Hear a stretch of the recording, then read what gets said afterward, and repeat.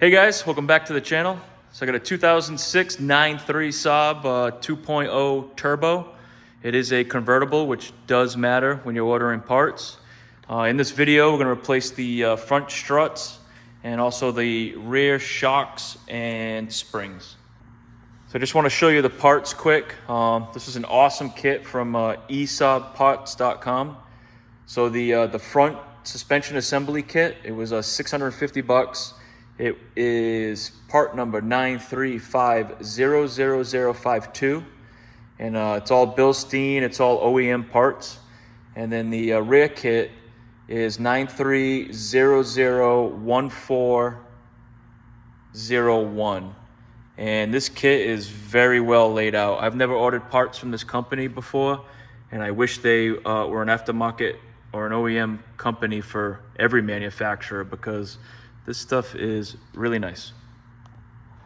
All right, so as you can see, the front struts came fully assembled, which is awesome. I don't have to deal with compressing springs.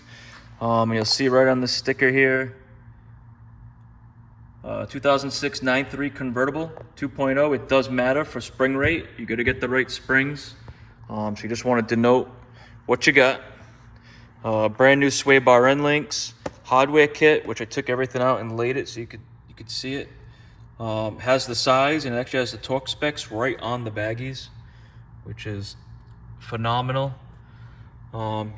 This is for the rear springs. You got your spring supports, your upper and lower, and I'll show you why you definitely want these.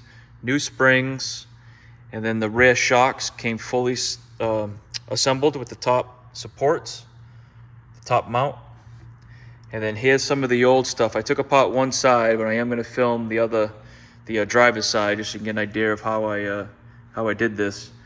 But this is all the factory stuff. The car's only got 54,000 miles on it, but time eats up seals. You know, there's internal seals in here that are dried out. So what you do is just compress this shock, and it doesn't come back out. It tells you right away it's no good. But I mean, like I said, just the time on this, they're no good. They were very loud on the road. So here's the old front strut, one of the old rear springs, and here's the isolator for the rear springs. You can see how it's just falling apart. I mean, they're so dry rotted. So it's nice to have new supports. So this kit came with everything. So yeah, let's get to it. All right, so I'm going to start with the front suspension.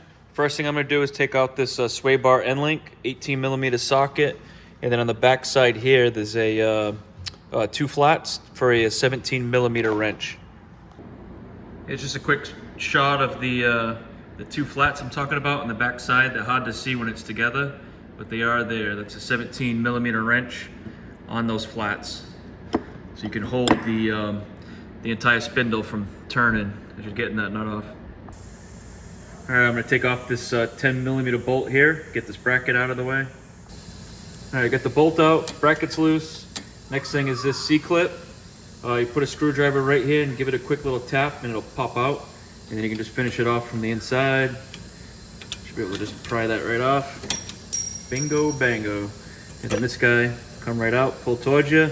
So now I got the brake hose off, and this clip for the wheel speed sensor, that's off to the side. The next thing I'm going to do now is take out these two bolts. So I'm going to take these two nuts off here, 18 millimeter, and then I'll drive these out. All right, as you can see, I got both these nuts backed off.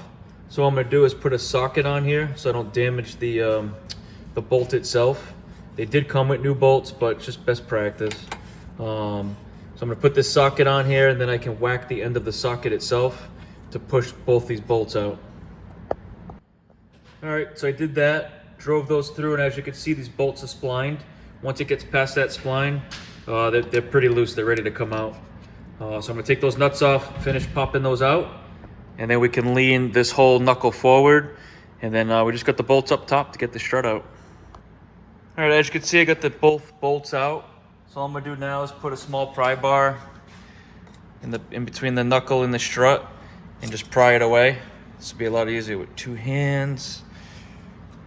So what I'm gonna do is, I'm gonna get both hands on this so I can pull it out, but all I'm gonna do is pry on this and support this knuckle. I just don't want it to fly out and possibly ruin a wheel speed sensor cable or this brake hose. All right, so we got those separated. We got plenty of play here. There's plenty of slack on the hose and the cable. That's as far as we got to go with that. So next thing I'm going to do is take off these 3 top bolts. So I'll take the 2 off, and as I'm taking that one off, I'm going to have one hand up here with the gun, the other on the spring, on the strut, just so I can hold it as I take that bolt out so the strut doesn't just fall to the ground. But pretty self-explanatory right here. And that's it, like butter. Got this guy out. Now we'll just reverse the process. All right, so I got the new strut hanging, looking good. I got the 3 top bolts in. I just got to torque those down. Those are going to get torqued down to 14 foot-pounds. And then I will put the knuckle into the strut, get the 2 brand new bolts in.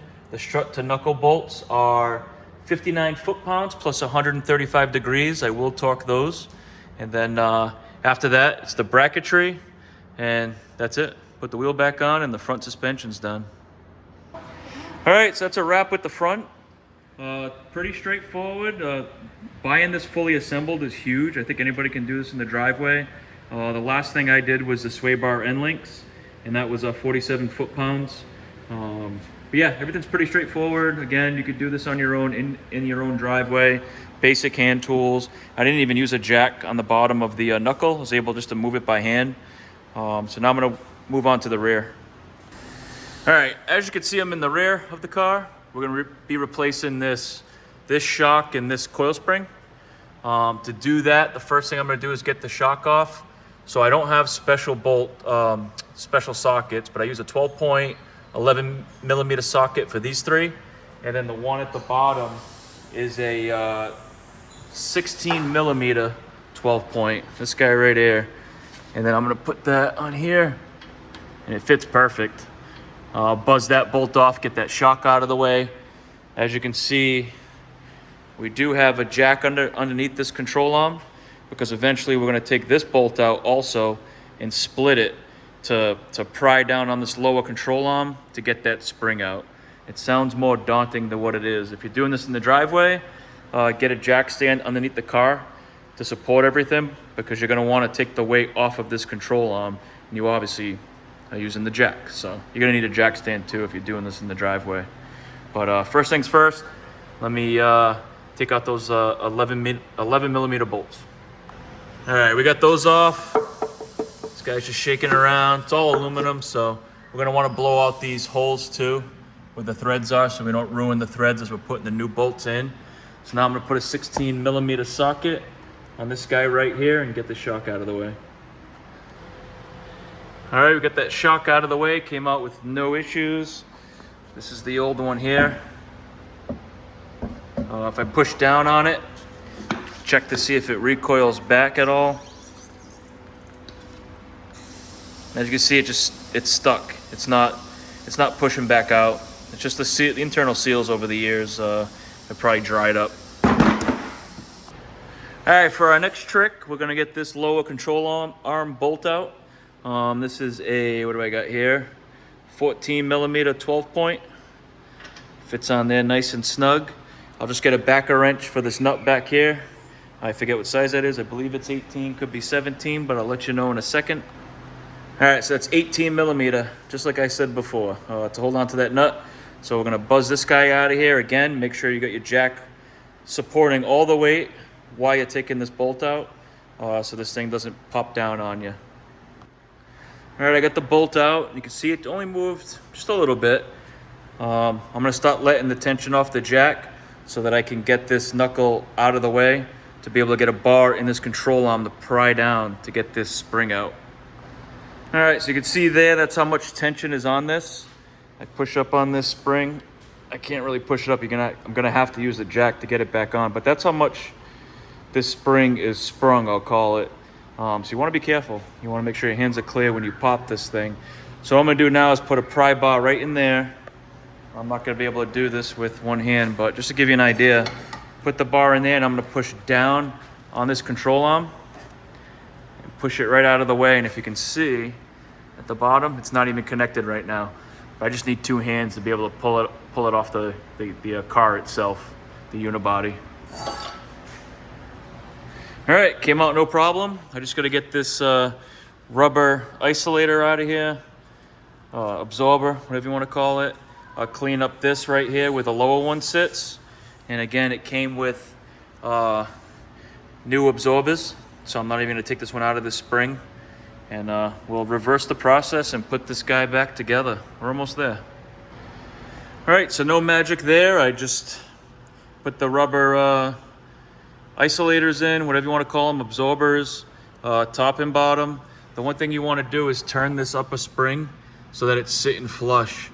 So if you just, you'll see that there'll be a like a pie cut or a good angle on the top of that spring open.